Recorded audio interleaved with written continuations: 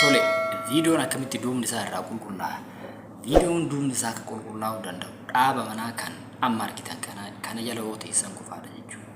Wayita kana jala teessaniitiin viidiyoo keessan riikoordi gootan salphatti irraa qulqulleessuun baay'ee salphaadha.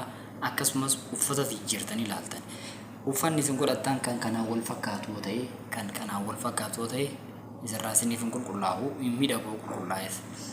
Kana booda viidiyoo keessa salphatti irraa qulqullaa'uu danda'a. Yoo irraa qulqullaa'e bakka kamuu kaa'uu hin dandeessan jechuudha.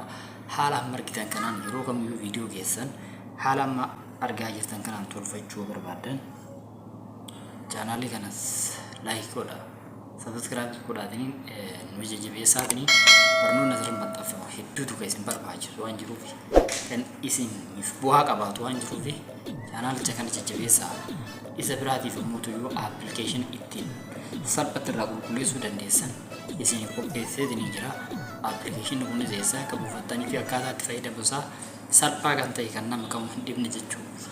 Walirra jira waan ta'eef aappiin ittiin qulqulleessan kun kan duuba isaa irraa ittiin qulqulleessan haala salphaadhaan erga qulqulleessitanii booda akkamitti istuudiyoo keessa galchitan ofii keessanii dura teessan irraa dubbachaa of cinaa keessan yookiin duuba keessan viidiyoo ulee biroo haa'uudhaan akkaataa itti gargaaramtan illee asuma keessatti kan laaltan ta'a jechuudha.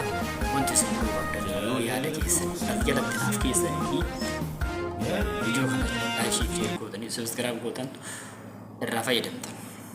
Yaaddaa barnootichi isin fayyadu.